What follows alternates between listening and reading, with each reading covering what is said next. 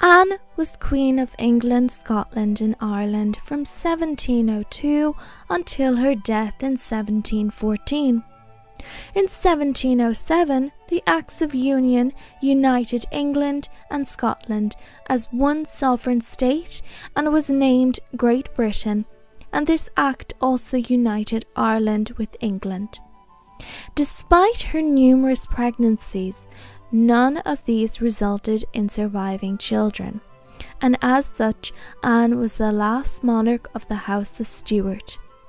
Her successor was George I, her German second cousin from Hanover. Anne was born on the 6th of February 1665 to James II and 7th and Anne Hyde. Though Anne was one of 8 children born to her parents, only Anne and her elder sister Mary survived adulthood. From an early age, Anne suffered from an eye condition known as defluxion, which causes excessive watering.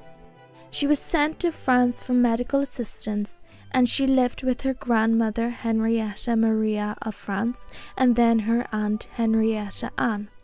In 1670, her aunt died and Anne returned to England. In 1671, Anne's mother died. Anne and Mary were raised in a separate home from their father, as was the norm at the time, and were raised Protestant despite their father being Catholic. In 1671, Anne met Sarah Jennings, later Sarah Churchill, Duchess of Marlborough, and she would have a considerable amount of influence on the Queen. In 1673, James married Mary of Modena, a Catholic princess, not much older than Anne. Anne and her stepmother got on well. In 1677, Mary married William III of Orange. Anne was unable to attend the wedding as she had smallpox.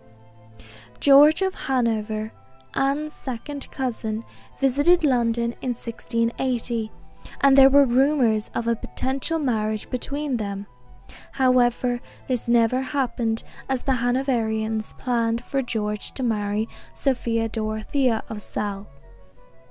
King Charles looked for an eligible Protestant prince as a husband for Anne. The match had to be acceptable to Louis XIV of France, an ally of Charles.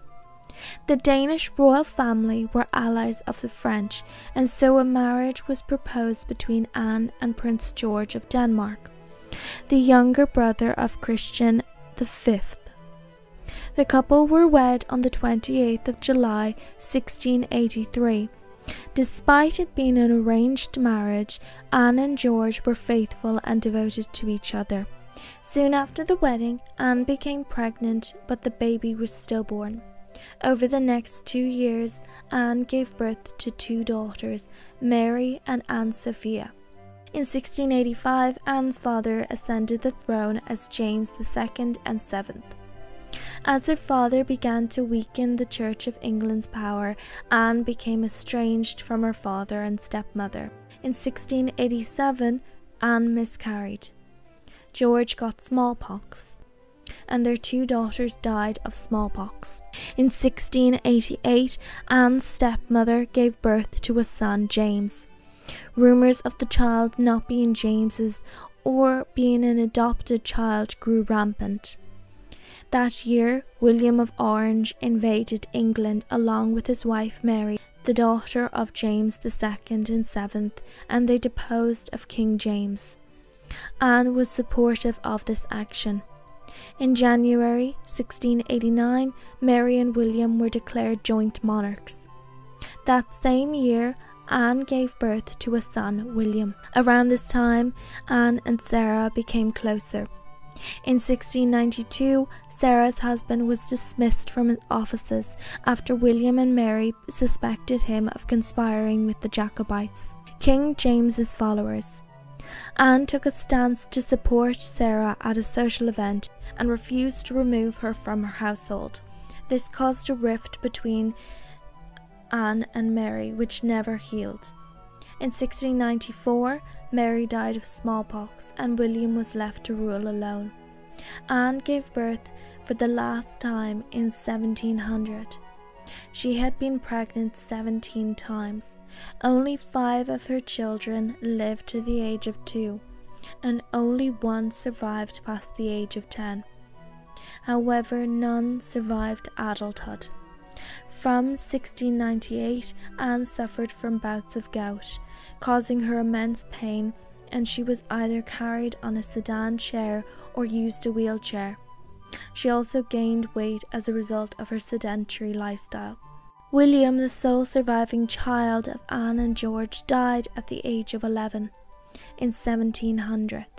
His death devastated his parents, who would observe a day of mourning every year on his anniversary.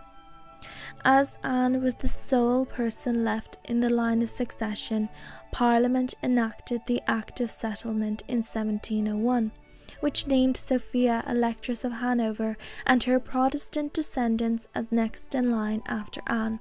Anne became queen on the 8th of March 1702, after William III died. She was very popular with the people and was crowned on the 23rd of April 1702. Anne took a keen interest in affairs of state. Scotland was an independent state, and Anne declared that it was necessary for Scotland to be joined with England. In 1707, the Acts of Union declared England and Scotland together as Britain. In 1708, Anne's half-brother James Stuart attempted to land in Scotland with French assistance, but was unsuccessful. Anne may have been gay, as her passionate infatuations with 2 women, Sarah Churchill and Abigail Hill, through her life have been considered romantic and sexual in nature. In October 1708, George passed away and Anne was overcome by grief. The death of her husband was a turning point in her relationship with Sarah Churchill. Sarah insisted that the Queen leave Kensington Palace for St. James's Palace, and Sarah removed a portrait of George from the Queen's bedchamber. This infuriated the Queen, and she came to resent the Duchess. By 1713, Anne was in poor health. She was unable to walk much, and on her son's anniversary in 1714, Anne suffered a stroke. Becoming unable to speak, she passed away 2 days later on the 1st of August 1714. She was buried beside her husband and children on the 24th of August. Anne's heir, the Electress Sophia, had died 2 months previous, so George, Elector of Hanover, succeeded as King George I. Many traditional analyses of Anne conclude that she was influenced heavily by her favourites and that she lacked political astuteness. However, much of this is derived from misogyny. Anne's reign marked a noted increase in the influence of Parliament and the decrease in the influence of the Crown. She attended more cabinet meetings than any of her predecessors. The Union of England and Scotland created the largest free trade area in Europe at the time, and there was an absence of constitutional conflict between monarch and Parliament, indicating she made wise decisions. George I was King of Great Britain and Ireland from 1714 until his death in 1727. He was also Electorate of Brunswick-Luneburg, also known as Hanover. After the deaths of his mother, Sophia, and his second cousin Anne, he ascended the British throne. During his reign, the powers of monarchy were greatly diminished, and Britain began to move towards the more modern system of governance led by a prime minister. George was born on the 28th of May, 1660 in Hanover in Brunswick-Luneburg. His parents were Ernest Augustus, Duke of Brunswick-Luneburg, and Sophia of Palatinate. Sophia was the granddaughter of King James I of England. George had 5 brothers and 1 sister. At birth, George was the heir to his father and his uncle's lands, but as his uncles married, this became more uncertain. With his uncertain future, his father took him on campaign of the Franco-Dutch War to test and train his son in battle. In 1679, George's uncle died and his father became the reigning Duke of Kallenberg-Gottingen. George William of Celle, George's surviving uncle, married his mistress to legitimize his only child, Sophia Dorothea of Celle, but he had no more children.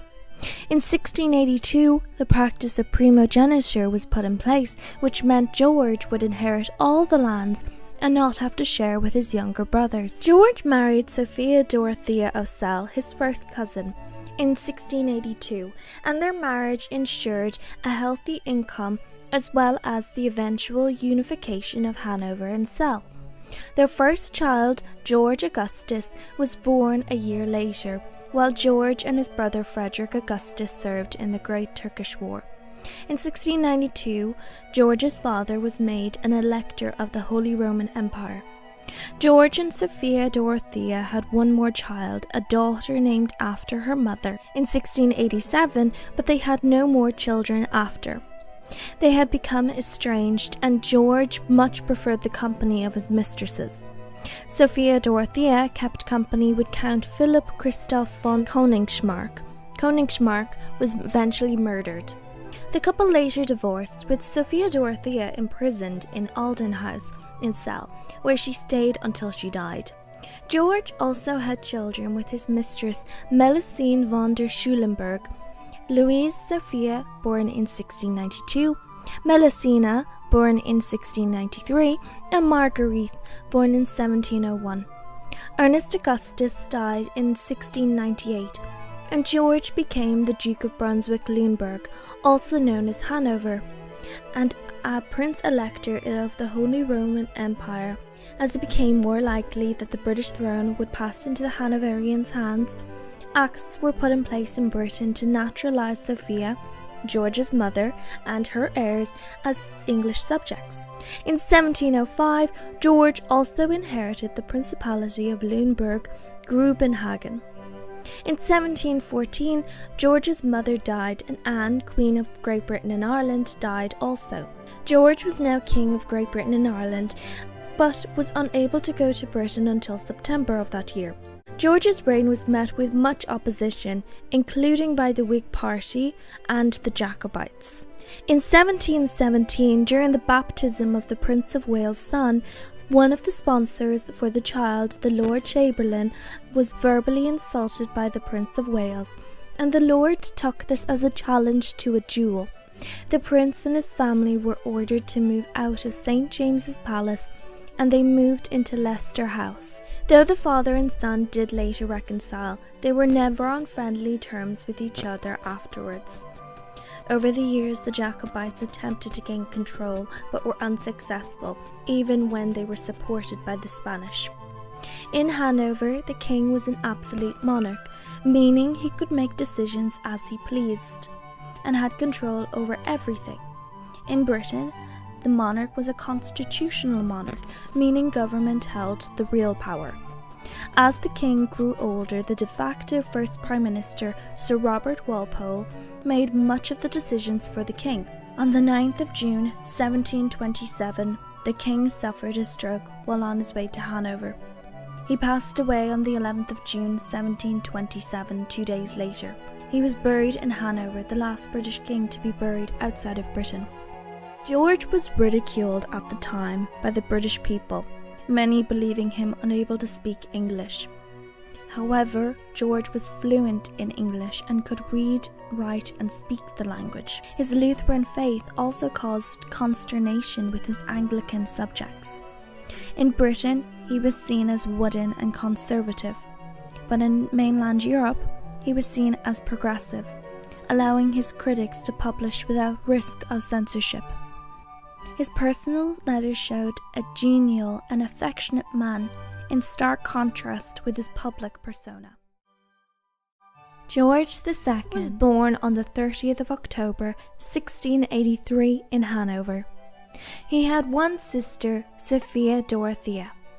His parents were George I of Great Britain and Sophia Dorothea of Celle. In 1694, his parents divorced, and from then on, George and his sister never saw their mother again. Until the age of 4, George was only able to speak French, the language of court at the time, and was taught German, English, and Italian as he got older. In 1705, as it became clear that Queen Anne of Great Britain and Ireland would not be able to have any more children, George's grandmother, Sophia of Palatinate, was chosen as the Queen's heir. Sophia and her descendants were naturalised as English subjects. George's father hoped that his son would have a love marriage rather than an arranged loveless marriage as he had. In June 1705, George met Caroline of Ansbach and they fell in love with each other, marrying on the 22nd of August 1705. 1707, their first child, Frederick, was born. Later that year, Caroline fell ill with smallpox and George contracted the illness as well from her, after staying by her side to care for her. They both recovered, though. Between 1709 and 1725, Caroline became pregnant 10 more times, giving birth to 7 live children, of which 6 survived to adulthood.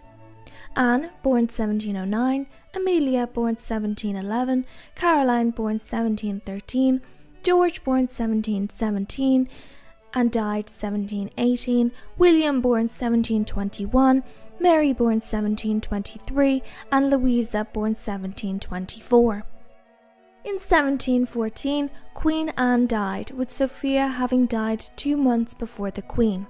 George's father succeeded Anne as George I, and George was declared the Prince of Wales.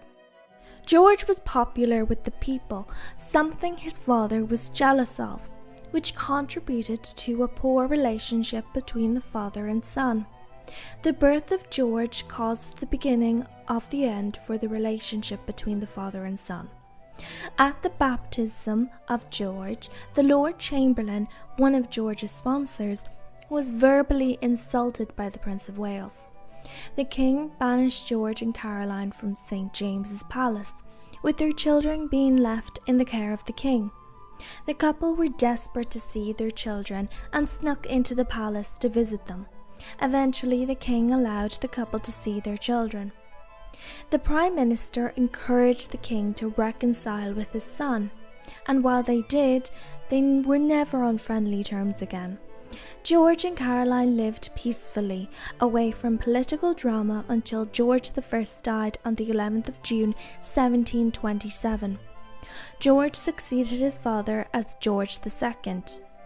George did not attend his father's funeral in Hanover, something that was praised by the English as proof of his fondness for England. George I had written a will that was considered unlawful by both the British and Hanoverian ministers. In the will, George attempted to split Hanover and Britain. This did not come to pass, though. George II was crowned on the 11th of October 1727. As was common amongst British monarchs, George did not have a good relationship with his heir, Frederick. Frederick had been left in Germany while his parents lived in England, and they had not met in 14 years. In 1728, Frederick came to England and was politically opposite his father. Tensions between Hanover and Prussia grew, and a marriage negotiation between the Prince of Wales and the Prussian king's daughter Wilhelmine went nowhere. Eventually, the prince married Princess Augusta of Saxe-Gotha in 1736. In May 1736, George went to Hanover, which caused his popularity to decrease. He returned in January 1737, but was ill with a fever. Rumours that he was dying soon sprouted up, with his son spurring them on. To stop the rumours, George insisted on getting up and attending a social event. On the 20th of November 1737, Queen Caroline died, which greatly affected the king. Though George had mistresses, he was devoted to his wife and loved her dearly. He never remarried. During George II's reign, issues with the Jacobites reared their head. Bonnie Prince Charlie, the son of James Stuart, the half-brother of Queen Anne, led Scottish forces against the English forces. It all came to a head at the Battle of Culloden in April 1746, which resulted in the Scottish forces being decimated and the culture of Scotland being suppressed. Bonnie Prince Charlie retreated to France, but there was no further serious attempt at restoring the House of Stuart to the throne. Unexpectedly, the Prince of Wales died in 1751. His eldest son, Prince George, became heir apparent of his grandfather. The king commiserated with the Dowager Princess of Wales and wept for his son. Should George II have died before Prince George came of age, it was decided that the Dowager Princess of Wales would act as regent for her son. As hostilities grew between France and Britain over the colonization of North America, with fear of a French invasion of Hanover, George II aligned himself with Prussia. Prussia and France allied themselves with Austria, and the French invaded Minorca, British-held territory. This caused the outbreak of the 7 Years' War in 1756. Other European powers got involved, including Sweden, Hesse-Kassel, and Saxony. On the 25th of October 1760, George II died at the age of 77, longer than any of his English or British predecessors. His official cause of death was thoracic aortic dissection. George III was one of the longest reigning British monarchs in history. Reigning from the 25th of October 1760 until the 29th of January 1820, his reign encompassed many historical events such as the 7 Years' War, the American War of Independence, and the French Revolution. While his later years were overshadowed by his declining mental health, he accomplished much in his reign. George was born on the 4th of June 1738 in London to Frederick, Prince of Wales, and Augusta of Saxe-Gotha. George was born during the reign of his grandfather, George II. Although born premature, he grew up quite healthy. George had 8 siblings: Augusta, Edward, Elizabeth, William, Henry, Frederick, and Caroline Matilda. George, as the second in line to the throne, received an extensive education, covering topics such as languages, astronomy, mathematics, history, geography, and constitutional law. In 1751, George's father died unexpectedly, and George was thrust into the position of Prince of Wales. As heir to the throne, George was expected to marry and produce a child. Though his grandfather wanted George to marry Sophie Caroline of Brunswick-Wolfenbüttel, George refused to obey. When George II died in 1760, pressure only increased for George to find a wife. Charlotte of Mecklenburg-Strelitz was chosen by George, and they married on the 8th of September 1761, followed by a joint coronation later that month. Their marriage was a generally happy one, and George was never unfaithful to his wife, in contrast to the aristocratic men of the day.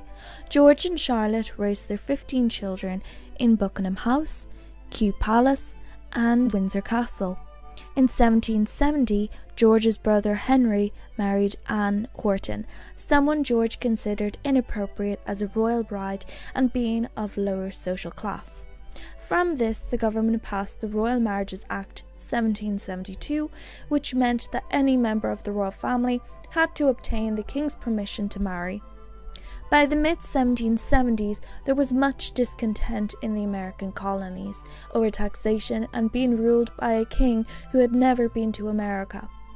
Fighting broke out and eventually culminated in a war after the colonies declared independence from Britain in July 1776. By 1783, Britain had conceded and America was independent after many years of fighting. George was popular in Britain. People admired him for his religious faith and his faithfulness to his wife. George adored his children, but was often disappointed in his sons, who led very indulgent lives that were in stark contrast with his own morals. George's mental and physical health deteriorated during the 1780s. George is believed to have had a genetic condition known as porphyria, and he had episodes of acute mania in 1788.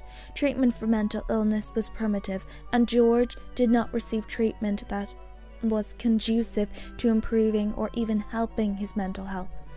In 1789, the Prince of Wales acted as regent for his father temporarily until his father recovered. George III delayed the abolition of the British slave trade for 20 years and supported this horrific and inhumane trade. However, after much persuasion and pressure from Parliament, George III signed into law an act for the abolition of the slave trade in 1807, which banned the slave trade in the British Empire. The French Revolution worried both government and the king, and when France declared war on Great Britain in 1793, they had little choice but to fight. The first coalition that opposed France was composed of Austria, Prussia, Spain, and Britain. But by 1800, only Britain was still fighting France. As other countries had come to peace with France, the war eventually ended. In 1810, George III's daughter Amelia died, and with his declining health, his mental health also declined. Unable to work, George's eldest son George acted as regent from 1811 until George III's death in 1820. Over the years, he developed dementia, blindness, and deafness. He did not know that his wife had died in 1818. On the 29th of January 1820, George III passed away from pneumonia. George III's reign was largely popular. Ruling for 59 years and 96 days, he is the third longest reigning British monarch, only being surpassed by his granddaughter Queen Victoria and his descendant Elizabeth II. George IV was born in St James's Palace in London on the 12th of August 1762. He was the eldest child of George III and his wife Charlotte of Mecklenburg-Strelitz. He had 14 siblings. As the eldest son of the king, George was given the title of Prince of Wales a few days after his birth. He was academically gifted and had a knack for languages. He learned to speak French, German, and Italian fluently alongside his native English. When he turned 18, George was given a separate estate to live in and threw himself into scandal very quickly. He loved to drink and loved women. His love for extravagance put him at odds with his father and mother, who lived generally scandal-free. Soon, George fell in love with Maria Fitzherbert, a widowed Catholic commoner, 6 years older than him. Because of the Act of Settlement 1701 and the Royal Marriages Act of 1772, he was unable to marry her by law due to her being a Catholic and not obtaining the king's consent. Despite this, the couple married in a secret ceremony in 1785. However, this marriage was null and void as the king's consent had not been sought nor given. Even though he had a large annual income, it was not enough to cover his living expenses. George's father refused to help him, and George had to move into Maria's home. The political allies of the prince helped him to obtain a huge grant from Parliament, which paid for his debts and home improvements. In 1788, George III's mental health deteriorated, and he was unable to carry out his duties. Parliament was suspended for a period of 2 months, and when Parliament reconvened, the king was unable to open Parliament. As such, Parliament passed the Regency Bill, which allowed the Prince of Wales to act as a regent on behalf of his father. However, by this point the king had recovered, and the Prince of Wales did not need to become regent. As George's debts grew, his father offered him an ultimatum: marry Princess Caroline of Brunswick and his debts would be paid. The prince agreed, and on the 8th of April 1795, George and Caroline were wed. Because George's marriage to Maria Fitzherbert was not considered legal, George was able to marry Caroline. The marriage was unhappy and the couple were not compatible. However, they did their duty and their only child, Princess Charlotte, was born in 1796. After the birth of their daughter, the couple remained separated, and George continued to liaise with his various mistresses and Maria Fitzherbert. George was rumoured to have had several illegitimate children, including James Ord, who was a Jesuit priest, Captain Henry A.F. Hervey, Major George Seymour Crowell, William Hampshire, and Charles Bow Candy. However, he never explicitly claimed them as his children, so it's only speculation. In 1804, George and Caroline fought over the custody of their daughter. This dispute led to an inquiry being made into Princess Caroline's conduct after George accused her of adultery, resulting in the birth of an illegitimate son. Their daughter was eventually placed in the care of George III, and Caroline was cleared of the charge. In 1810, George's youngest sister Amelia died, and it broke his father. George III never recovered from the death of his beloved daughter, and his mental health deteriorated. He would be incapacitated for the rest of his life. Parliament granted a new bill, the Regency Act of 1811, which named George as the Prince Regent. He was effectively king in all but name. George let his ministers do as they pleased in government and took on a smaller role than his father had.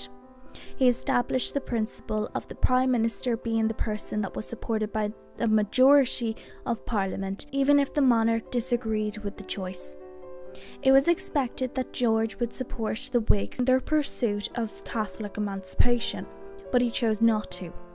In 1812, the Prime Minister Perceval was assassinated and Lord Liverpool was appointed as Prime Minister.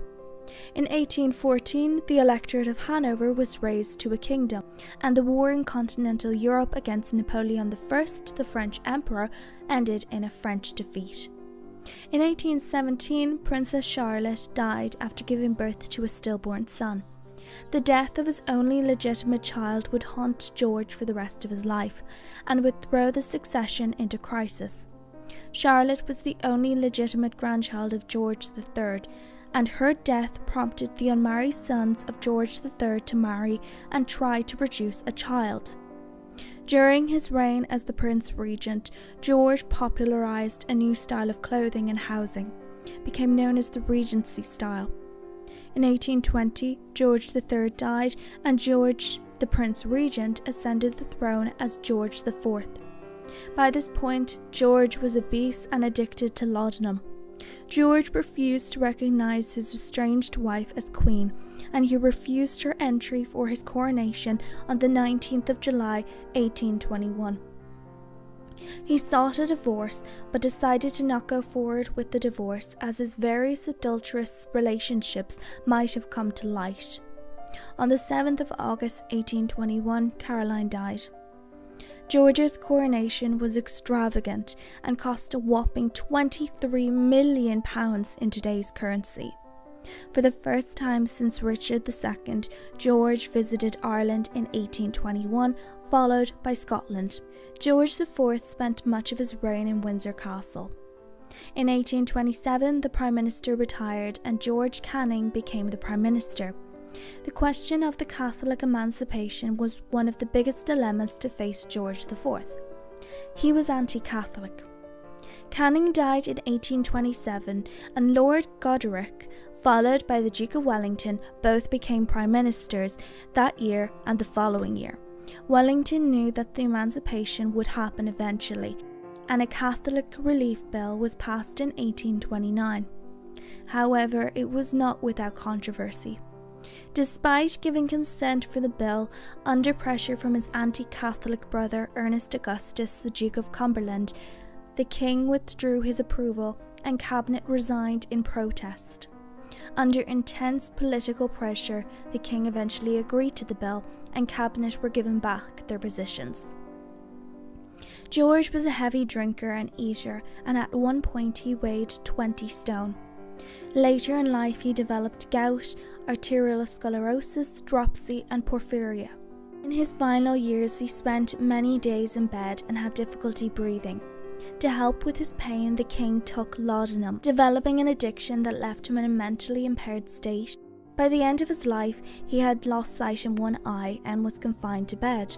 However, his appetite for food remained till the very end. During the early hours of the 26th of June 1830, George IV passed away from upper gastrointestinal bleeding. William IV was born on the 21st of August 1765 at Buckingham House as the third child of King George III and Queen Charlotte. At this point he had two older brothers, George and Frederick. William was never expected to inherit the throne. He had 12 younger siblings. Educated by private tutors as a child, once he turned 13 he joined the Royal Navy as a midshipman. His experiences in the Navy were not much different from any other midshipman, although he did have a tutor on board. During the American War of Independence, William served in New York. In 1785 he became a lieutenant and the following year a captain. That year he was stationed in the West Indies. William wanted to be created a duke like his brothers, but his father was reluctant to allow this. William threatened to stand for the House of Commons, and his father created him Duke of Clarence and St Andrews and Earl of Munster to stop this. William ceased active service in the Navy in 1790, and when Britain declared war on France in 1793, he was eager to serve. He expected to be given a position of command, but that was not to be, as he had broken his arm falling down some stairs and gave a speech in the House of Commons opposing the war. William never held a position of command throughout the Napoleonic Wars. The closest he came to actual fighting was in 1813 when, watching the bombardment of Antwerp, he came under fire and a bullet lodged itself in his coat. After the Navy, William spent time in the House of Lords. He opposed the abolition of slavery and was racist and xenophobic, especially towards French people.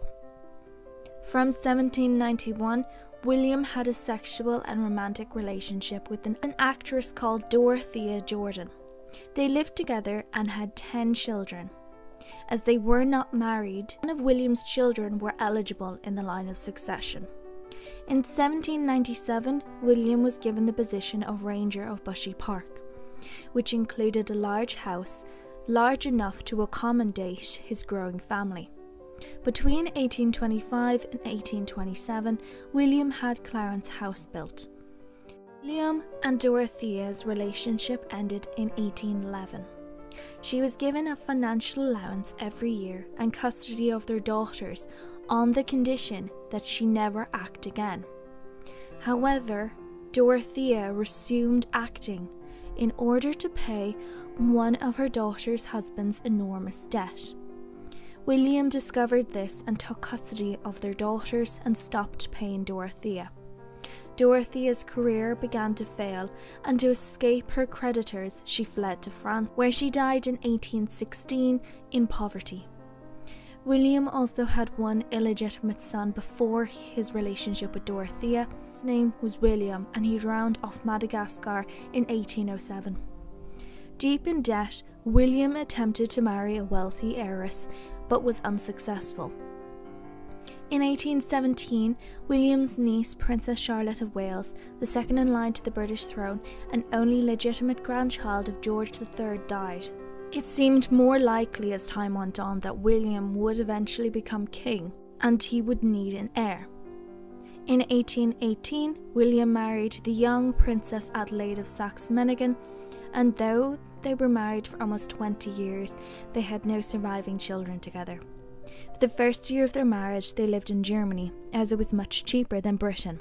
Their marriage was a happy one, and William is not known to have had any extramarital affairs. In 1820, George III died, and William's eldest brother, the Prince of Wales and Prince Regent since 1811, became King George IV. In 1827, William's next oldest brother, Frederick, died, and William became heir presumptive. He was much healthier than George, and it seemed like only a matter of time before William would be king. The Prime Minister, George Canning, appointed William to the office of Lord High Admiral. William had arguments with the Admiral Council, and it came to a head when in 1828 William put a squadron of ships to sea without a word of where they were going. The king ordered that he resign from his position. William did as he was told. During this time, as Lord High Admiral, he abolished the Cat o' Nine Tails for most offences aside from mutiny, improved the standard of naval gunnery, and established regular reports on the condition and preparedness of each ship. He also commissioned the first steam warship. On the 26th of June 1830, George IV died, and William became King William IV. Unlike his brother, William lived in London for most of his reign and was very popular. He was not afraid to ask questions if it was necessary, and he was down to earth and much more approachable than previous kings had been. He did not have an indulgent appetite and gave much of his brother George's art collection to the nation. William tried to give Buckingham Palace away twice, but was turned down in both instances. Upon taking the throne, William created his children the titles of a child of a Marquess and his eldest son the Earl of Munster. When William came to the throne, the reform crisis was in full swing. In the election of 1830, Wellington was defeated in the House of Commons and Lord Grey replaced him as Prime Minister. Very little had changed in the electoral system since the 1400s. Many large towns had no elected members of Parliament, while small boroughs had many elected members of Parliament, which was highly unfair and undemocratic. The first Reform Bill was defeated in the House of Commons in 1831, and the Prime Minister urged William to dissolve Parliament. William was hesitant to do so, as Parliament had only just been elected the previous year.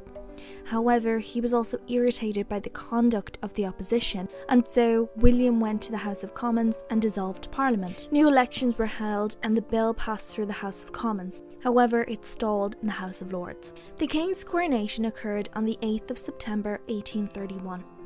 It was not as extravagant as his brother's had been.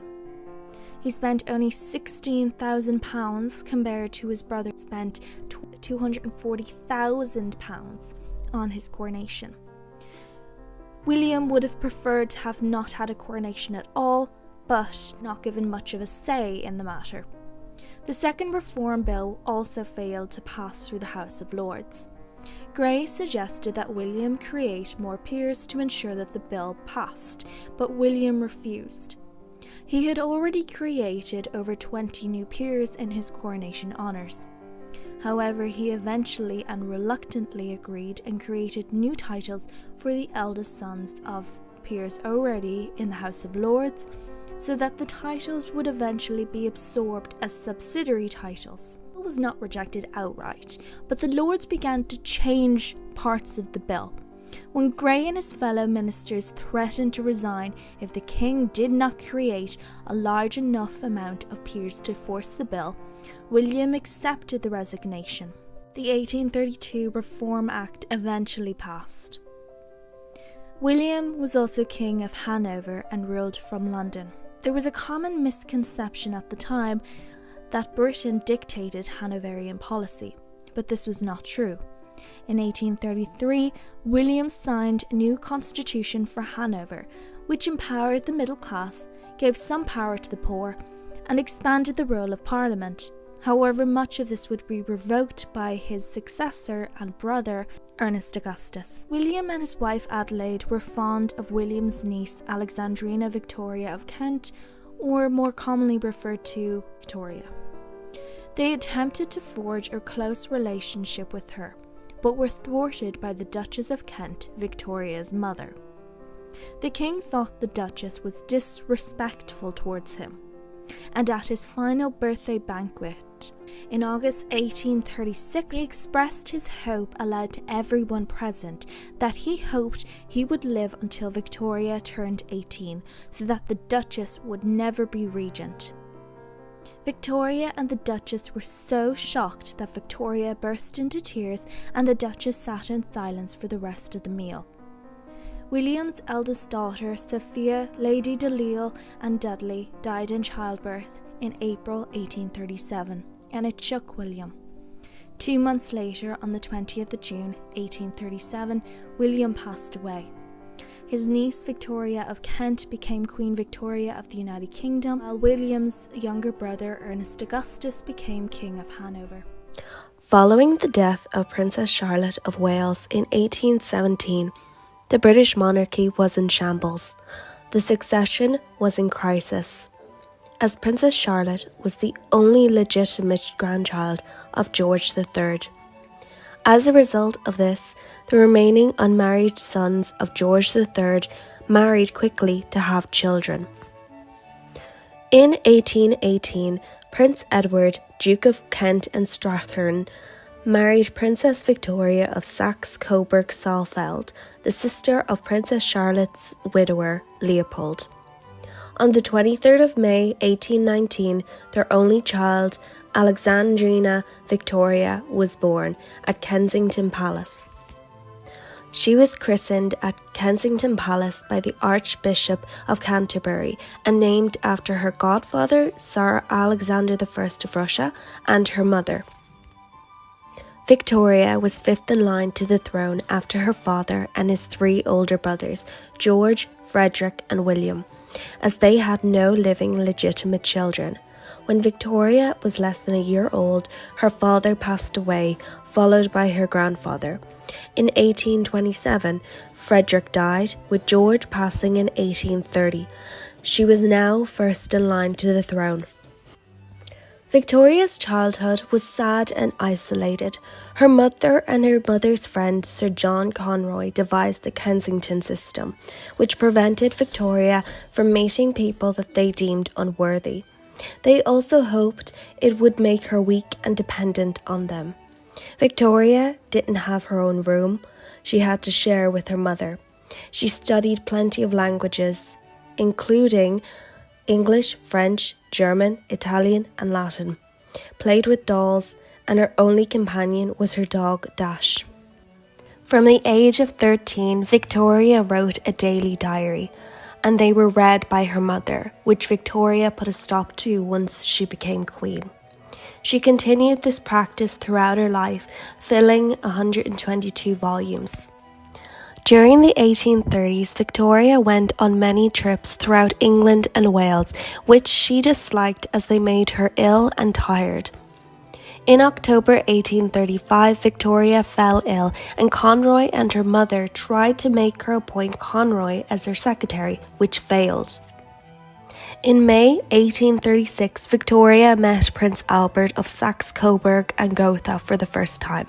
Her uncle Leopold hoped the 2 cousins would marry. However, William IV, Victoria's uncle, disapproved.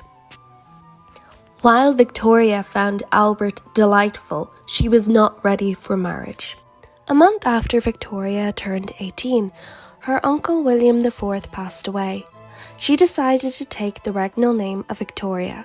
Due to Victoria being a woman, she was unable to inherit the throne in Hanover. Her uncle Ernest Augustus succeeded as King of Hanover.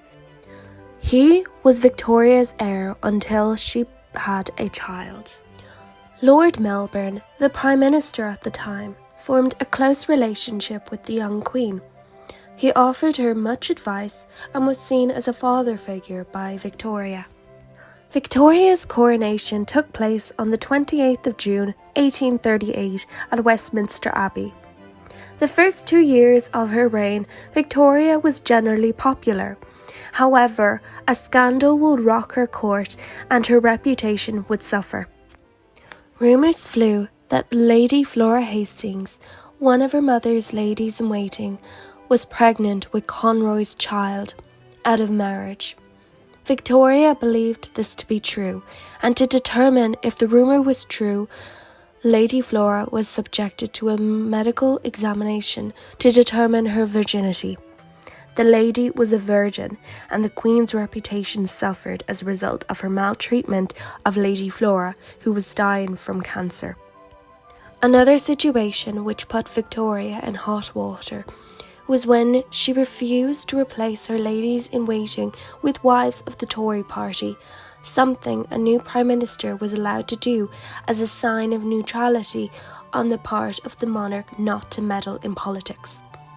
Peel, the new Prime Minister, found this Queen's stubbornness difficult to deal with and resigned. Melbourne returned to his office as Prime Minister. Despite being Queen, Victoria was not allowed to live by herself, due to social norms at the time.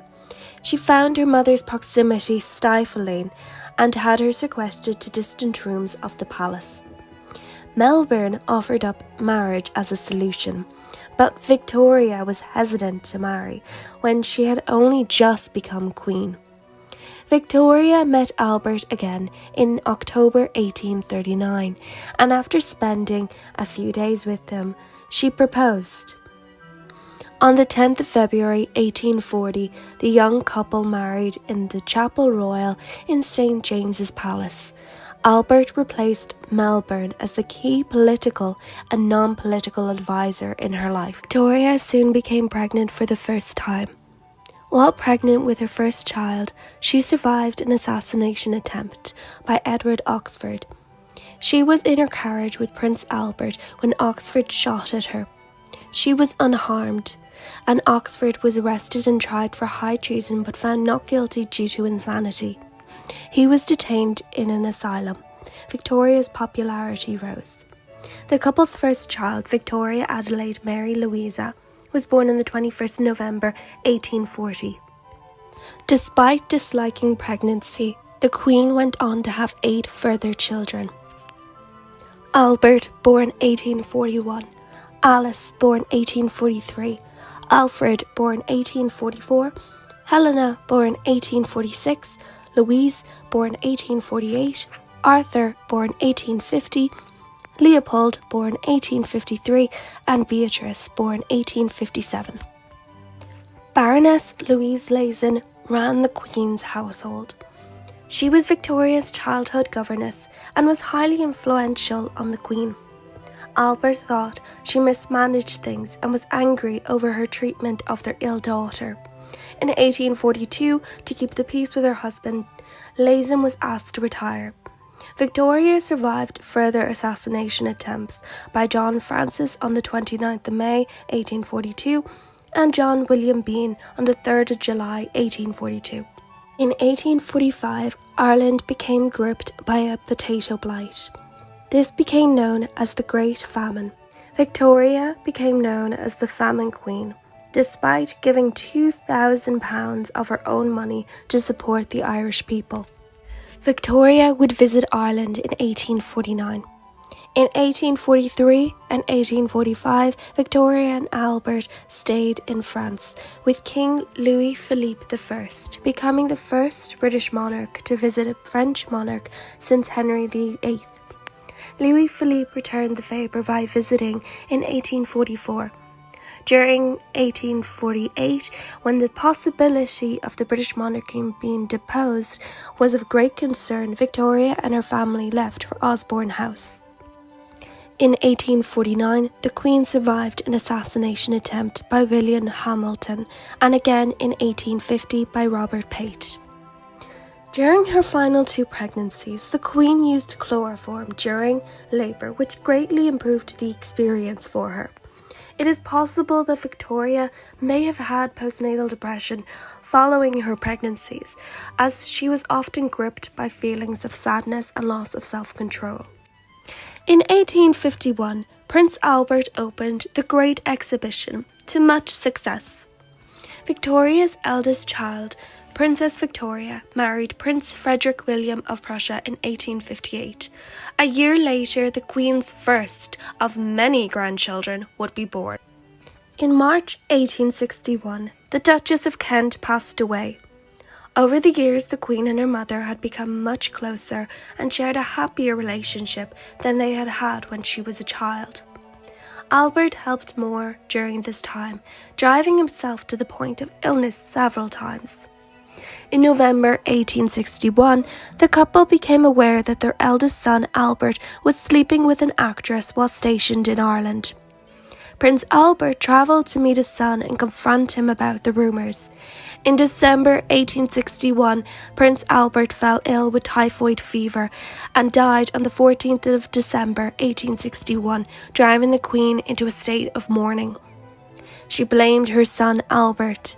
She wore black for the rest of her life, avoided the public and secluded herself at Windsor Castle. She rarely appeared in public. Her first public appearance in years was to visit the Royal Horticultural Society's gardens in Kensington. During the 1860s, Victoria became close with a manservant called John Brown from Scotland. They may have had a romantic relationship, but that is only speculation. She published a book called Leaves from the Journal of Her Life in the Highlands, in which she praised Brown a lot. In 1866, Victoria opened Parliament for the first time since her husband's death. She supported the Reform Act of 1867, which gave ordinary men the right to vote. However, she did not support women having the vote. When her son Albert grew seriously ill with typhoid fever in 1871, Victoria became distressed at the thought of losing her son the same way she lost her husband. However, the Prince of Wales recovered, and in 1872 the mother and son attended a grand service of Thanksgiving, which helped dissipate the Republican movement. Victoria survived yet another assassination attempt. In 1872, Arthur O'Connor waved an unloaded gun at the Queen. John Brown grabbed him and he was arrested. This event improved the Queen's popularity. In 1876, the Prime Minister Disraeli introduced the Royal Titles Act of 1876, which enabled Victoria to take the title of Empress of India. On the 17th anniversary of Albert's death, Princess Alice, the Grand Duchess of Hessen by Rhine, died of diphtheria. This was her first child to die and she was greatly upset by it. In May 1879, her first great-grandchild, Princess Theodora of Saxe-Meiningen, was born. During the 1870s, the Queen threatened to abdicate a number of times to pressure the PM to act in her favour, but each time it failed. Victoria was in favour of the expansion of the British Empire, believing it to be civilising and peaceful, and protecting the native people from cruel rulers. The Queen survived another assassination attempt in 1882 by Roderick MacLean. When he was found not guilty by reason of insanity, she was outraged but felt it was worth it to see how much one is loved, due to the outpouring of support following the attack. In 1883, Victoria fell down the stairs at Windsor Castle, and it left her suffering from rheumatism for the rest of her life. When John Brown died, the Queen published more leaves from a journal of a life in the Highlands in honour of Brown. In 1884, her youngest son, Prince Leopold, Duke of Albany, died. She was upset by this. In April 1884, Princess Beatrice fell in love with Prince Henry of Battenberg, but Victoria was horrified by the possibility of her daughter leaving her and opposed the match. After a year, she agreed to the match, so long as Beatrice and Henry remained nearby. The Queen celebrated her Golden Jubilee in 1887 with a banquet. She also attended a Thanksgiving service in Westminster Abbey. She met Abdul Karim, one of 2 Indian waiters in attendance. She formed a close relationship with him. She promoted him to Munshi. He taught her Urdu and worked as a clerk for her. Her family were appalled. He returned to India upon her death. In 1888, Victoria's eldest daughter became the German Empress, but was widowed soon after. Victoria's eldest grandchild, Wilhelm, became German Emperor and was autocratic. In 1896, she became the longest reigning British monarch. In 1897, she celebrated her Diamond Jubilee with an open-air service outside St. Paul's Cathedral. In 1900, her second son Alfred died, and she noted that that year was horrible. The end of 1900, she was suffering from rheumatism in both her legs and cataracts in both her eyes. On the 22nd of January 1901, she passed away at the age of 81. Her son Albert succeeded her as Edward VII. Her eldest grandson, and her favourite pet Chury were at her deathbed. Her funeral was held on the 2nd of February 1901. Albert, Wilhelm and Arthur, her third son, lifted her body into the coffin. She wore a white dress and her wedding veil, and had a large collection of mementos placed around her in the coffin by family, friends and servants. One of her husband's dressing gowns and a plaster cast of his hand, as well as a lock of John Brown's hair and a picture of him, were placed in the coffin. She also had a bunch of flowers. She was eventually interred beside her beloved Prince Albert at the Windsor Great Park. She ruled for 63 years. King Edward VII was born on the 9th of November 1841, less than a year after his elder sister Victoria was born. He was named Albert after his father, but nicknamed Bertie. Though a second child, as a boy, Bertie was heir to the throne of the United Kingdom. His parents wanted to give him the best education possible as the heir, and his father took a particular interest in young Bertie's studies. Bertie was not academically inclined, but was quite charming, something that would help him later in life. Due to this, his parents were disappointed, and this feeling of failure caused Bertie to become withdrawn. At 19, Bertie toured North America with much success. He laid a stone on Parliament Hill, watched a tightrope walker walk across Niagara Falls, and he stayed with President Buchanan in the White House. This trip opened his mind to a new way of life, and he greatly enjoyed it.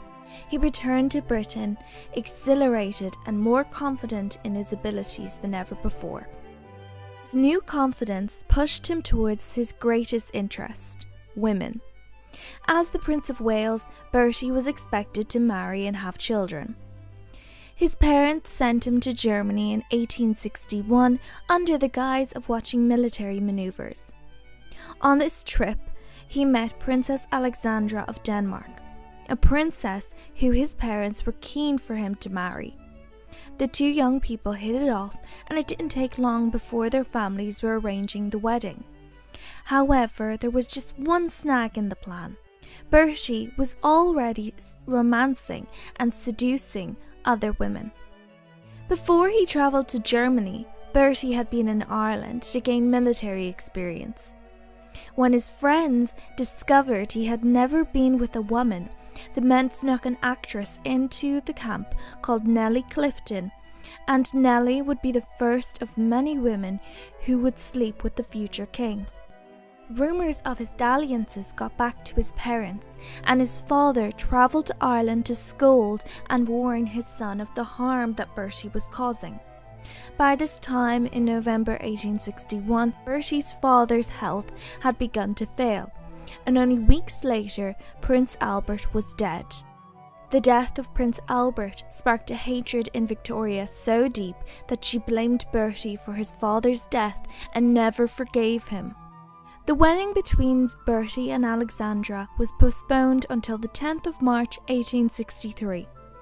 Bertie married the princess as his father had wished, but he was not going to be faithful to his new wife. Their marriage vows were more of a guideline than a binding law. His infidelities earned him the nickname Dirty Bertie. His wife accepted his unfaithfulness, mostly ignoring it as most Victorian women did in those days. It is believed that Edward VII had at least 55 mistresses throughout his life. However, he never acknowledged any illegitimate children. He was either the most careful man alive, or he was lying about the consequences of his lovemaking.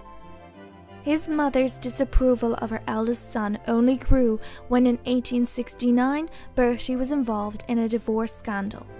Sir Charles Mordaunt, a member of Parliament, planned to divorce his wife and was planning to name Bertie as a contributing factor.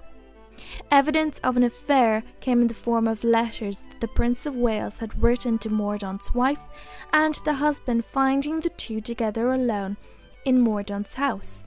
Though Bertie was not listed as a reason for the divorce in the official documents, rumours and gossip spread, proving that Bertie was the cause of the marriage breakdown. His reputation was damaged. However, this didn't last long, and Bertie was once again popular for his charisma and entertaining stories. His popularity grew when in 1871 he caught typhoid fever, the same illness that was rumoured to have killed his father. He survived, and the people grew to love him more. The public believed him to be a kind soul, as he always treated everyone with respect, no matter class or colour. His letters revealed that he was disgusted by racism, and his remarks were completely against the thinking of the time. Ahead of the time in more ways than one, Bertie was a fashion icon for men. He shaped European style, wearing tweed suits, Humber hats and Norfolk jackets. At black tie events, he wore a simple black tie instead of the white ties and tails, a tradition which has stuck to this day. If you thought Bertie's affairs were over, you would be mistaken. While he was able to keep most of his affairs under wraps, Bertie would slip up again. In 1877, while at the theatre, a young actress caught his eye called Lily Langtry. He pursued her even though she was married. At the dinner party afterwards, Bertie charmed Lily and they hit it off. It wasn't long before she ended up in bed with him, and the couple became gossip in Victorian London. The affair continued for 3 years, but came to an end when Lily became pregnant. They continued to have a strong friendship for years afterwards. Historians believe that Bertie was not the father, as Lily was also sleeping with other men at the time. Though the heir to the British throne, Bertie's mother refused to allow him to partake in any state business. She did not trust him with state affairs, and as a result, Bertie spent much of his time partying in Paris and spending much of his time in brothels. Second to his love of women came his love of food. His waistline had grown so much that it was intruding on his bedroom antics, and he had a love chair made so it would be easier for him to keep up with his favourite hobby. Despite being perpetually unfaithful to his wife, Bertie and Alexandra had 6 children: Albert Victor, George, Louise, Victoria, Maud and Alexander John. Their 6th and final child, Alexander John, passed away just a day after he was born, leaving the couple devastated. As they laid their son to rest in his tiny casket, Bertie reportedly had tears rolling down his cheeks. Bertie managed to stay away from too many scandals until 1890, when he attended a baccarat game that was attended by many upper-class members of society. However, this game was highly illegal, and during the game, the host Arthur Wilson caught Sir William Gordon Cumming cheating. This scandal would rock the royal family for years. Bertie was called as a witness in court for the cheating. Gordon Cumming was found guilty, and Bertie's reputation took a massive hit. The death of his eldest son, Albert Victor, in 1892 would bring Bertie and his mother closer together. He wrote to his mother of the devastation the death of his eldest son brought him, and that he would have given his life in favour of his son's. Eventually, Queen Victoria passed away on the 22nd of January 1901 at the age of 81, and Bertie became the king at 59 years of age. He took the regnal name of Edward VII. During the 1890s, Bertie was allowed to view state papers in secret, given to him by cabinet, something his mother was not aware of. Before Bertie's coronation, he suffered from appendicitis and had to have his appendix removed. The surgery was a success and it popularized the treatment. His coronation was held on the 9th of August 1902. At his coronation, Bertie invited some of his mistresses, and this earned him a new nickname, Edward the Caresser. Despite his awful nicknames, Bertie was popular and the public loved him. His mother's reign had been gloomy after the death of her husband. Bertie's reign was one that lifted that gloom. However, he would only reign for just under 10 years. By 1909, his health started to decline, and on one occasion he even fainted during a state visit to Berlin. His health failed at the worst time, as the government was in crisis and needed their monarch to be strong. A Liberal government had been elected, but the Conservative House of Lords vetoed everything the government passed. The king worked until the end and was a good monarch, despite what his mother had believed him to be. On the 6th of May 1910, he suffered several heart attacks and died later that night. Before he died, his mistress, Alice Keppel, visited the king. Bertie's wife allowed her to do so. After the king died, Alexandra refused to allow anyone to move Bertie's body for days afterwards. On the 11th of May, Alexandra finally allowed his body to be dressed and moved. His coffin was moved on the 14th of May to the throne room, where it lay in state. 3 days later, his coffin was moved to Westminster Hall, and the royal family attended a brief service. The hall was then opened to the public, and over 400,000 people filed past the coffin. On the 20th of May 1910, the king's coffin was moved from London to Windsor Castle and buried at St. George's Chapel. George V was born on the 3rd of June 1865 in London. He was the second son of Edward VII and Queen Alexandra, the then Prince and Princess of Wales. He was a grandchild of Queen Victoria of the United Kingdom through his father and Christian IX of Denmark through his mother. As the second son, George was never expected to one day be king. George and his older brother Albert Victor were educated together, and neither of them excelled academically.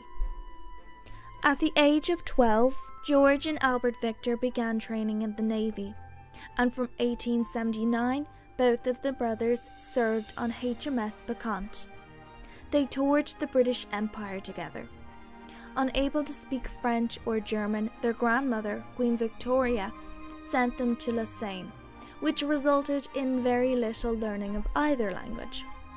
As an adult, George continued to work in the Navy, serving under his uncle, Prince Alfred. While stationed in Malta, he fell in love with his cousin, Princess Marie of Edinburgh. Their mothers disliked the match. Alexandra thought the family too pro-German, and Marie's mother disliked England. Marie refused George and instead married Ferdinand, the future king of Romania. In 1891, Albert Victor proposed to Princess Victoria Mary of Teck, more commonly known as Mary. But 6 weeks later, in January 1892, Albert Victor died of pneumonia, caused by influenza. George was thrust into second in the line of succession. Queen Victoria pushed her grandchild to propose to Mary. George and Mary grew closer together during their shared mourning, and in 1893 George proposed. Mary accepted. That same year, on the 6th of July 1893, George and Mary were wed. They remained devoted to each other, never being unfaithful.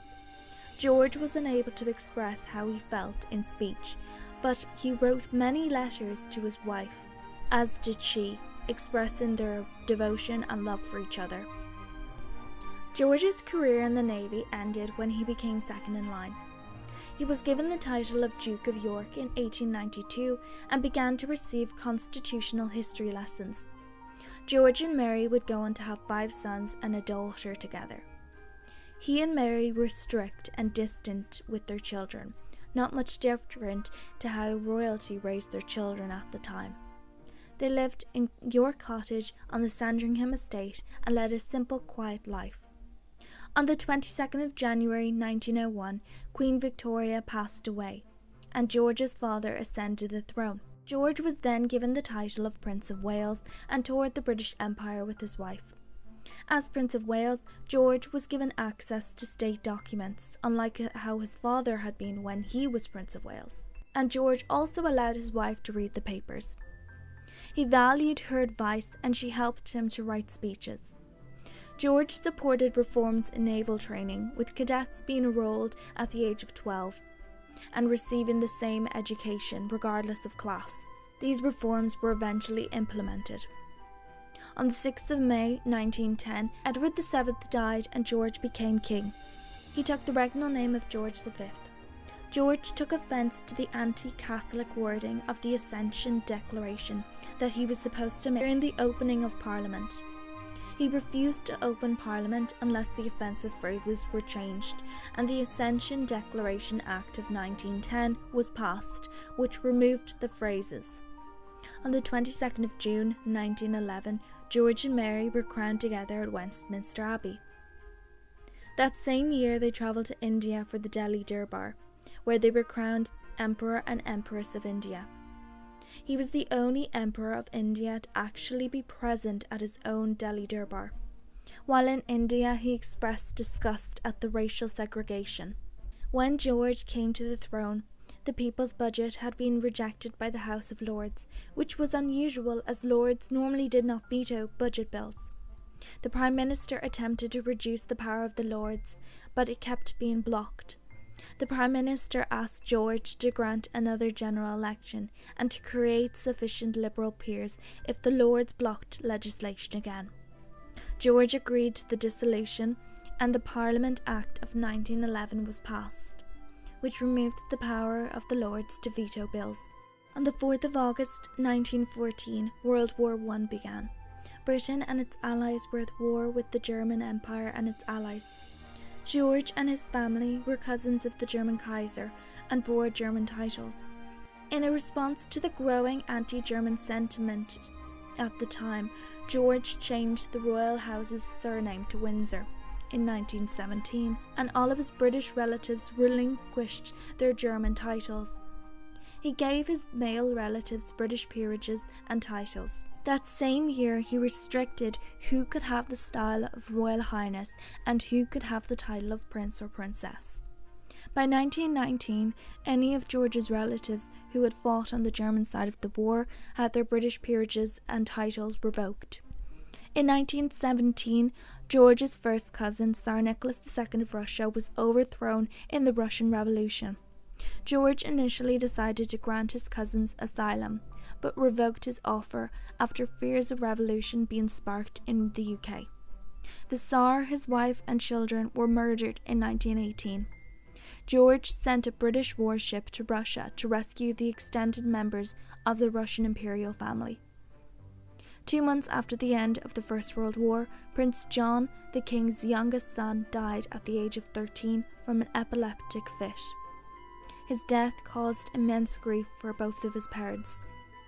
From 1932, George began to deliver a royal Christmas speech on the radio. He would continue this every year. By 1935, after 25 years on the throne, George was much loved by the British people. George's relationship with his heir Edward, or David as he was called in the family, deteriorated as the years went on. George was disappointed that Edward had failed to settle down and start a family. He was appalled by his affairs with married women also. In stark contrast, he was fond of Albert, his second son, who had married and had 2 daughters who George doted on. George's health began to suffer as he aged. He smoked heavily, and by 1935 he was also taking oxygen. The death of his sister Victoria in December 1935 affected him. He became depressed, and this weakened his already poor health. From the middle of January 1936, he grew weaker and drifted in and out of consciousness. On the 20th of January 1936, the king's doctor administered a lethal dose of morphine and cocaine to the king to put him out of his suffering. The royal family were not aware of his actions, and the cause of the king's death did not come to light until the 1980s, when the doctor's diaries were published. George's eldest son, Edward, succeeded as Edward VIII, but abdicated by the end of the year in favour of Albert, who ascended the throne as George VI. Edward VIII was born on the 23rd of June 1894 during the reign of his great-grandmother, Queen Victoria. He was the eldest child of the then Duke and Duchess of York, the future George V and Queen Mary. At birth, he was third in the line of succession. He went by his last given name, David. David and his younger siblings were brought up by nannies, and his parents were not overly affectionate with their children. However, his parents did love them. One of David's earliest nannies was abusive towards the children, and after her maltreatment of the children was discovered, she was replaced by the loving Charlotte Bill. David was tutored at home by various tutors, and when his parents travelled to the British Empire for 9 months in 1901, after the death of Queen Victoria, David and his siblings stayed with their grandparents, Queen Alexandra and King Edward VII in Britain. At the age of 13, David passed his examination to enter the Royal Naval College and began there in 1907. Following 2 years at the Royal Naval College in Osborne, David moved on to the Royal Naval College at Dartmouth. David was withdrawn from the Naval College and placed aboard the battleship Hindustan as a midshipman. Following this, he entered Magdalene College in Oxford, which he was unprepared for academically. After 8 terms, he left Oxford without any qualifications. David was officially invested as the Prince of Wales on the 13th of July 1911 at Carnarvon Castle in Wales. The ceremony was invented by the Welsh politician David Lloyd George, and he coached David to say a few words in Welsh. During the First World War, David hoped to fight on the front lines, but was refused. Despite this, David witnessed trench warfare and visited the front lines as much as possible. He was popular among veterans of the conflict. David learned how to pilot planes and gained a pilot's license in 1918. In January 1919, David's youngest sibling John died from an epileptic seizure. David was much older than John and hardly knew him, so he did not grieve for his brother's death, as one would expect a brother to. In the 1920s, David represented his father at home and abroad. He gained much public attention for his good looks, rank, and bachelor status. He was incredibly popular. Due to his good looks and charming personality, David had many admirers. Several became his mistresses. One such mistress was Marguerite Alibert, whom he met in 1917. They had a relationship for a year before David broke it off. In 1923, Alibert was acquitted of murder charges after she shot her husband. Efforts were made by the royal household to ensure that David's name was not mentioned in connection to Alibert. Other women David had relationships with included Frida Dudley Ward, Lady Furness, and Wallis Simpson. David's womanizing worried the Prime Minister and the King. George V was disgusted and disappointed in David. David soon became infatuated with a woman known as Wallis Simpson, an American socialite who had been twice divorced. Simpson and David's relationship worsened David's already poor relationship with his parents. On the 20th of January 1936, George V died and David ascended the throne as Edward VIII. During his 11 months as king, David paid little attention to his constitutional duties. The government were reluctant to send confidential papers to David, as they feared David would allow others to read them. David broke with tradition when it came to the coins. When a new monarch comes to the throne, they have their portrait taken and their image is stamped onto coins. Each successive monarch faces the opposite direction to their predecessor on the coins. David insisted that he face left, as his father had, to show off his hair parting. Only a handful of these coins existed. In July 1936, an assassin named Jerome Bannigan attempted to kill David with a loaded gun. David was unharmed and Bannigan was soon arrested. During the autumn of 1936, David and Wallace cruised the Mediterranean, and by October it became clear that David was planning to marry Wallace. In November, David expressed his desire to marry Wallace to the Prime Minister Stanley Baldwin. Baldwin informed him that this was unacceptable in the church and that people would not tolerate Wallace as queen. David proposed an alternative solution. Wallace would not be queen consort, but she would enjoy a lesser title like princess or duchess, and any children they might have would not inherit the throne. This was supported by some senior politicians like Winston Churchill, but ultimately was rejected by the government. Because he was not allowed to marry Wallace, David abdicated on the 11th of December 1936. The following day, David left Britain for Austria. His brother Albert succeeded him as George VI. David would be known only as the Duke of Windsor and reverted back to his princely title and style. David married Wallace on the 3rd of June 1937 in France. The king forbade any members of the royal family from attending, and Wallace was denied the style of Her Royal Highness. This caused lasting resentment from the Duke and Duchess of Windsor. David owned Sandringham House and Balmoral Castle, having inherited them as private properties from George V. George VI bought them from David so that they would stay in the hands of the monarch and the royal family. For years after the abdication, the relationship between the Duke and his family remained strained, and David was not allowed to return to Britain. David and Wallace settled in France.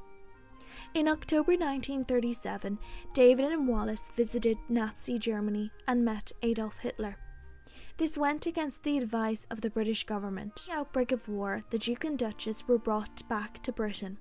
They eventually returned to France the following year, and when Germany invaded, they fled to Biarritz and then to Spain. In July 1940, they moved to Portugal, and that same month, David was appointed governor of the Bahamas. They travelled there in August 1940 and stayed until 1945. David supported Hitler and had Nazi sympathies. The Marburg files detailed a plot by the Nazis to have the Duke join their side and have him reinstated as king with Wallace as queen. They also had letters written by the Duke to Hitler in which he encouraged relentless bombing of the United Kingdom. These letters were recovered by US troops from Germany in May 1945. After the war, the couple returned to France and remained there for the rest of their lives. Neither held another official role. They effectively became celebrities, hosting parties and travelling between Paris and New York. The Duke and Duchess were not invited to the coronation of Elizabeth II in 1953. Many members of the royal family never forgave Wallace. Queen Mary refused to meet her, and the Queen Mother never forgave her for causing the abdication. In the 1960s, the Duke and Duchess did attend events in the UK. They attended the centenary of Queen Mary's birth in 1967 and the memorial service of the Princess Royal in 1967 also. They refused an invitation to attend the investiture of Charles, Prince of Wales, citing that Charles would not want to have an aged aunt and uncle there. In the 1960s, the Duke's health deteriorated, and he had operations on an aneurysm and a detached retina. In 1971, the Duke was diagnosed with throat cancer and underwent treatment. The Queen visited the couple in May 1972, and 10 days later, on the 28th of May 1972, David died. His body was returned to Britain, but he was not given a state funeral due to the abdication. David was buried in the Royal Burial Ground at Frogmore. His wife died in 1986 and was also buried alongside him. George VI was born at York Cottage on the Sandringham estate during the reign of his great-grandmother, Queen Victoria. His parents were the then Duke and Duchess of York, the future King George V and Queen Mary. Born on the 14th of December 1895, the 34th anniversary of the death of his great-grandfather. He was named in honour of him, going by the name of Albert. Albert was often ill and was more sensitive than his siblings. He was cared for by nannies, which was normal for aristocratic families at the time. Albert developed a stammer that would last for the rest of his life. Due to knock-knees, Albert was forced to wear painful corrective splints. On the 22nd of January 1901, his great-grandmother passed away and his grandfather became Edward VII. In 1909, Albert attended the Royal Naval College, coming last in his class in 1911. Albert progressed to the Royal Naval College at Dartmouth nonetheless. In 1910, his grandfather died and his father became George V. In 1913, Albert spent 6 months on the training ship HMS Cumberland, working as a midshipman. 3 weeks after the outbreak of the First World War, Albert was evacuated from the ship to Aberdeen, where he had his appendix removed. During the war, Albert saw little combat due to ill health caused by a duodenal ulcer which was operated on in 1917. Albert served in the Royal Air Force. He qualified as an RAF pilot in 1919 and was promoted to squadron leader. That year, Albert entered Trinity College, where he studied history, economics and civics for a year. In 1920, he was created the Duke of York and began to take on more royal duties representing his father. Due to his stammer and shyness, he appeared less confident in public than his older brother David. Unusual for the time, Albert was given freedom to choose a wife. In 1920, Albert developed an infatuation with a married socialite called Lady Lochborough. He put an end to the relationship after being promised a dukedom. That year, he met Lady Elizabeth Bowes-Lyon for the first time since childhood.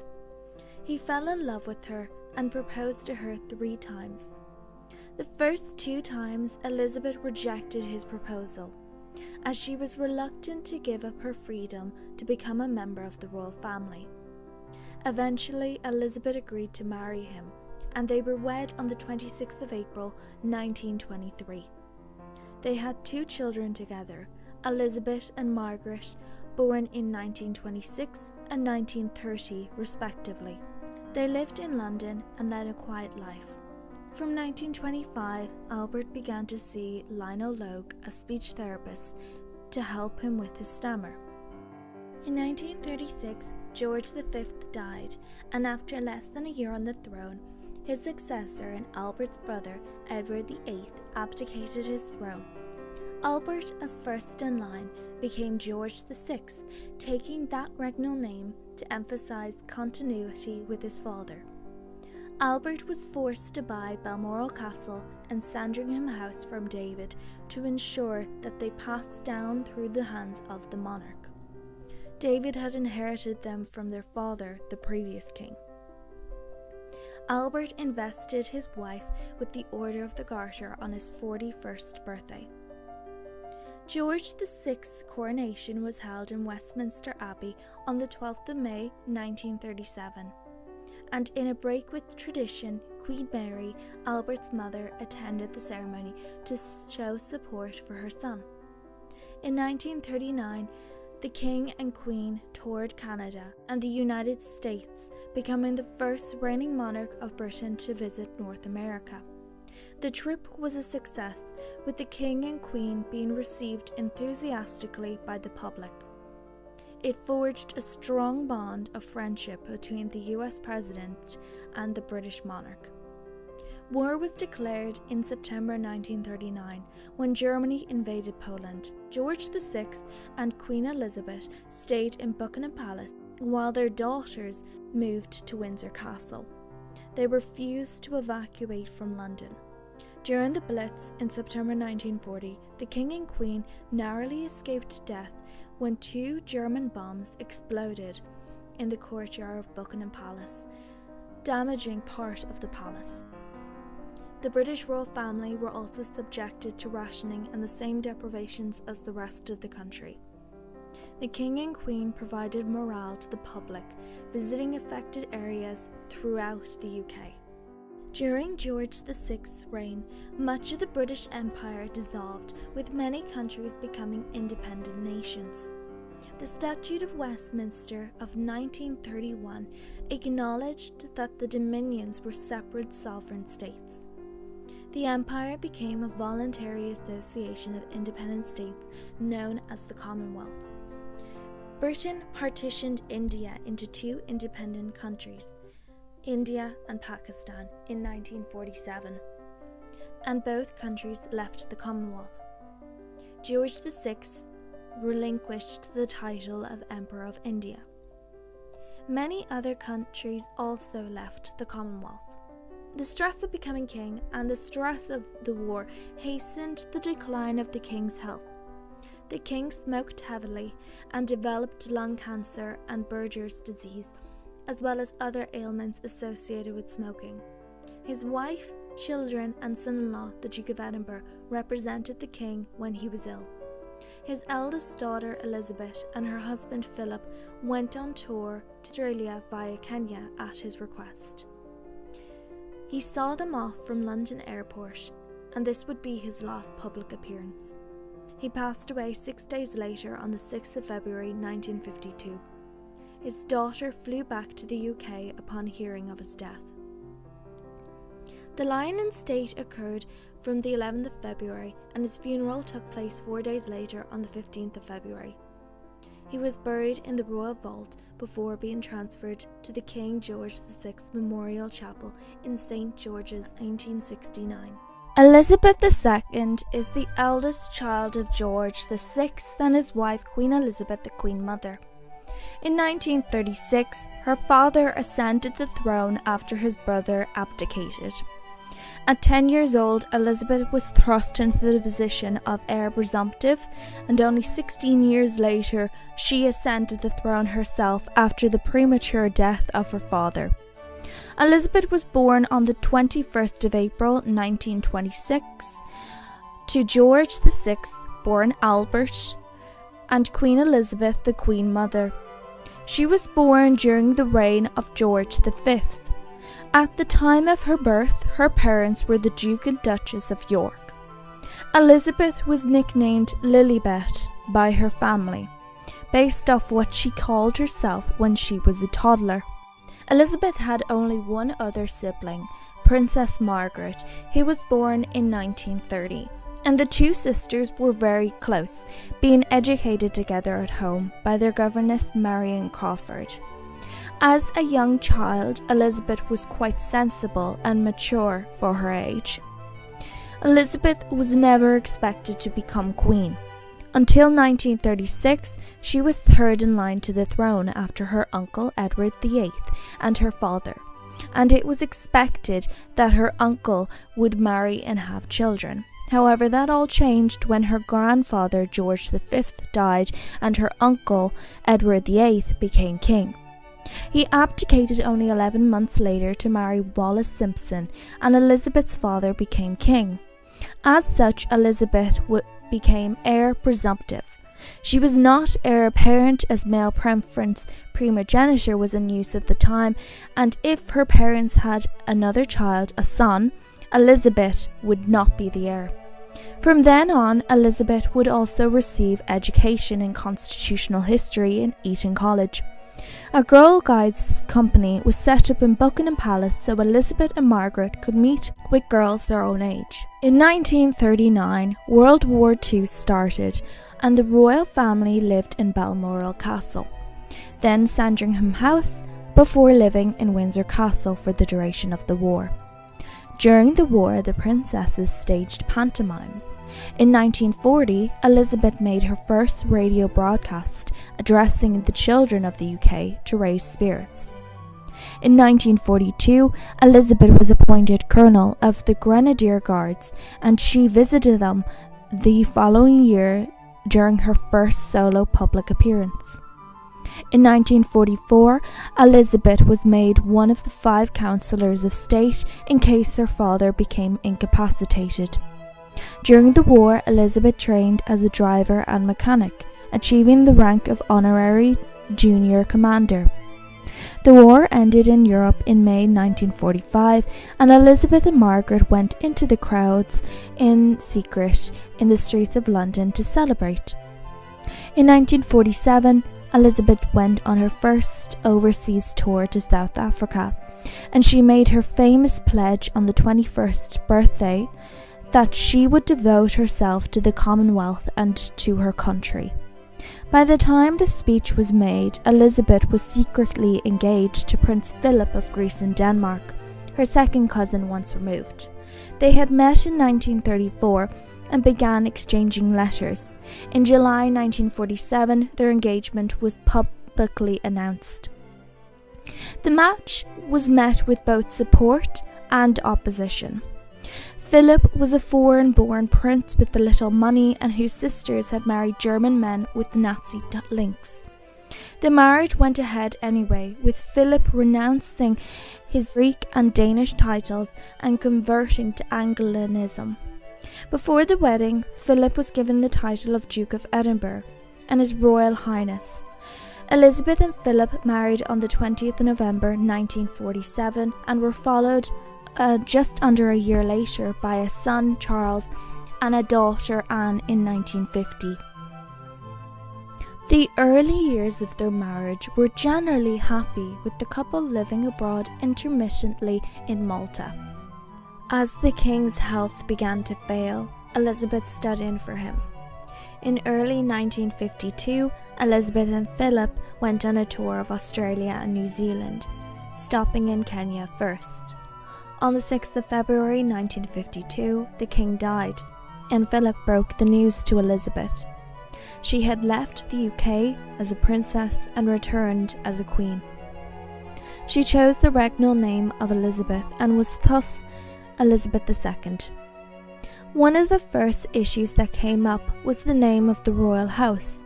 As was customary at the time, when a woman married a man, the woman would take the man's surname, and her children would have their father's surname.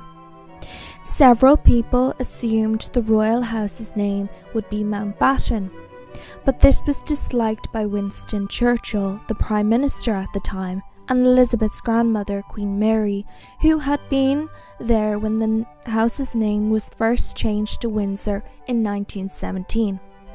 In April 1952, a declaration was issued stating that Windsor would continue to be the name of the royal house, and in 1960 the surname of Mountbatten Windsor would be used from then on by the male line descendants of Elizabeth and Philip who did not carry royal titles, as is the case in Prince Edward's children.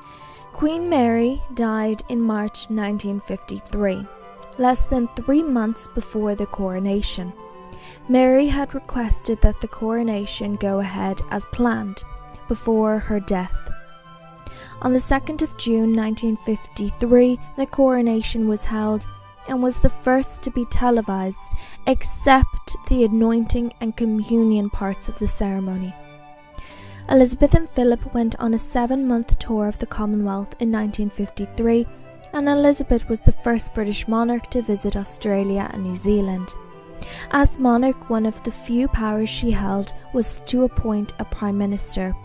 In 1963, Elizabeth appointed the Earl of Home as Prime Minister on the advice of the previous Prime Minister Harold Macmillan. However, the move was criticised, and in 1965 Elizabeth was relieved of this power after the Conservatives adopted a mechanism of electing a new leader. 9 years after Anne's birth, Elizabeth gave birth to her third child, Andrew, the first child to be born to a reigning British monarch since 1857, and her fourth child, Edward, was born in 1964. In 1972, Elizabeth toured Yugoslavia, becoming the first British monarch to visit a communist country. In 1977, Elizabeth celebrated her Silver Jubilee, and the following year, Lord Mountbatten, her uncle-in-law, was assassinated by the Provisional IRA, a blow to the royal family. During the 80s, the Queen survived 2 assassination attempts, one during the Trooping of the Colour in 1981 and the second while in New Zealand, also in 1981.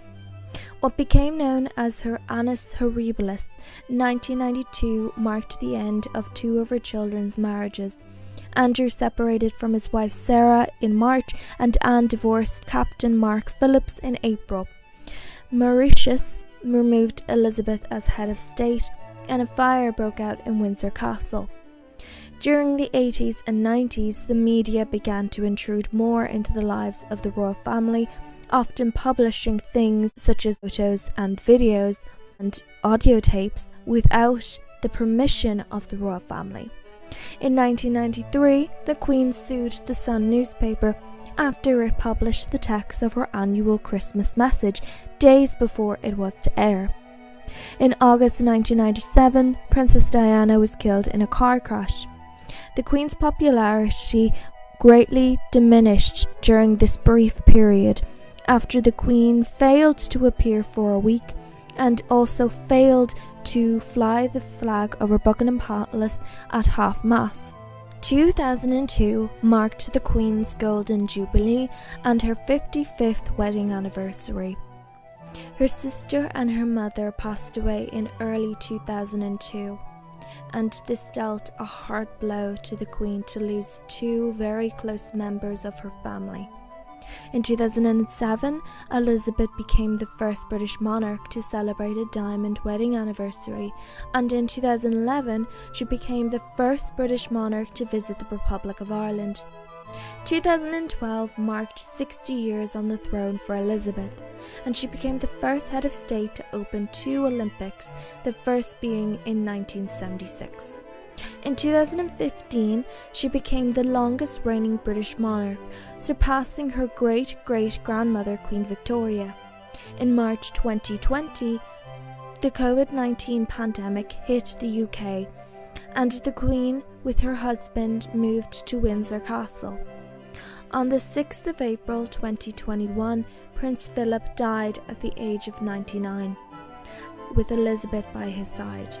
As COVID-19 restrictions were in place, only 30 people were allowed to attend the funeral. That Christmas, she remarked about Philip: "That mischievous, inquiring twinkle was as bright at the end as when I first set eyes on him."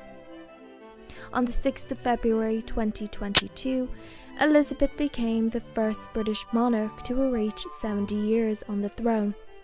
Due to health reasons, she missed the state opening of Parliament for the first time in 59 years. Charles, her son, and William, her grandson, opened Parliament for her.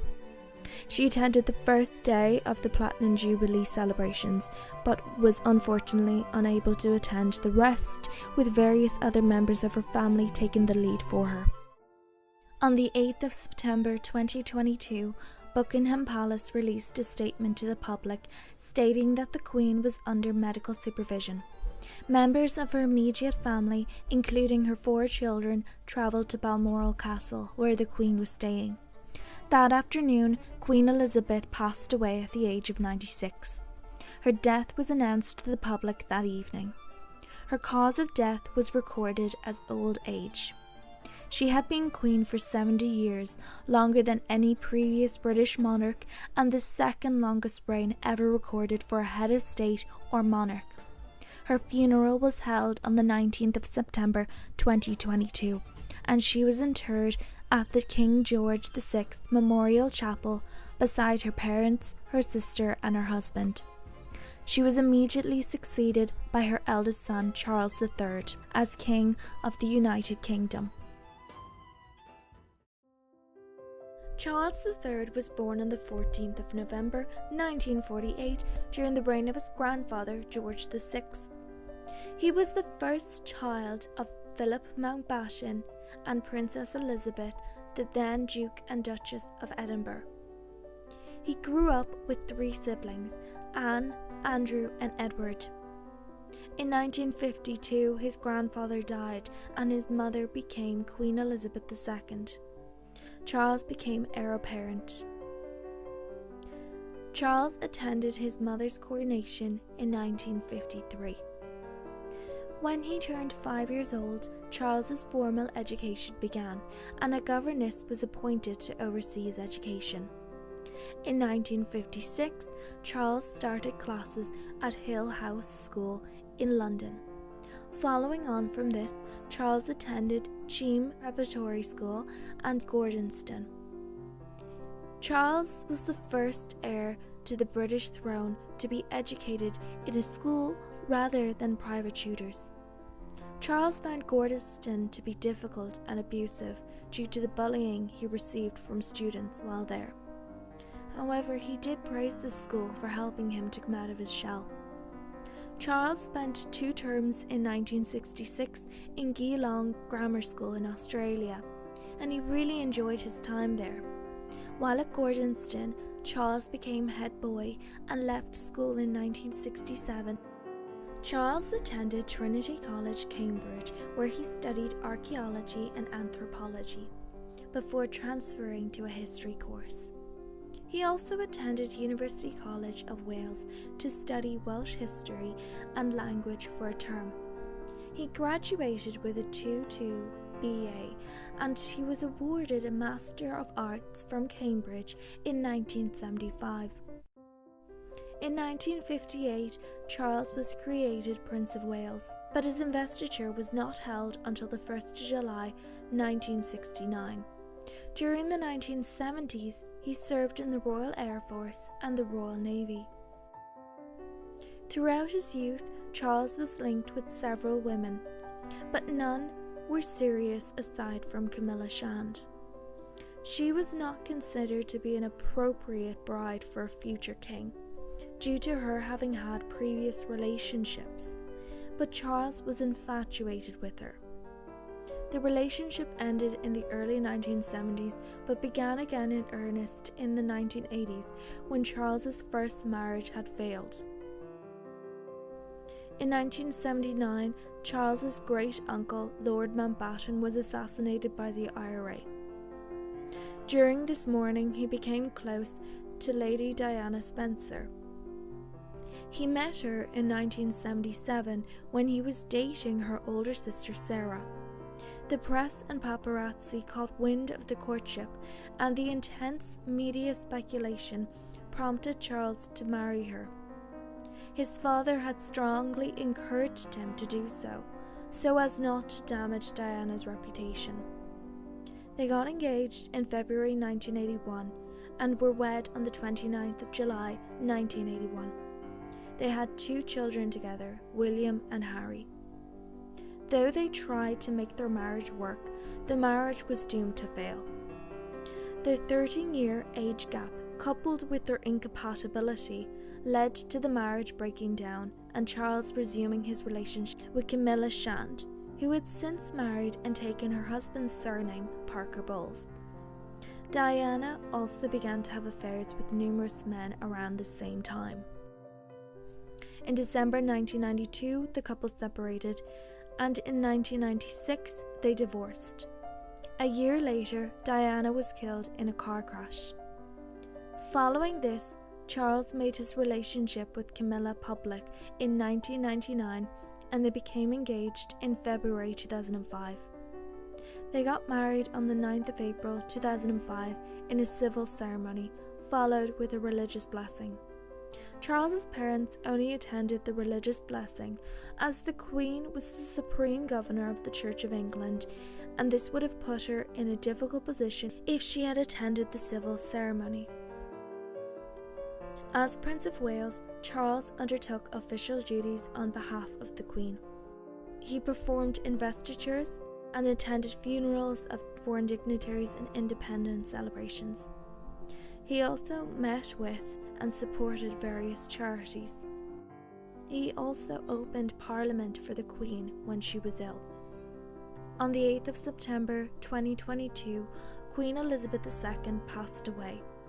As the longest-serving British heir apparent at over 70 years, Charles is also the oldest person to assume the British throne at the age of 73.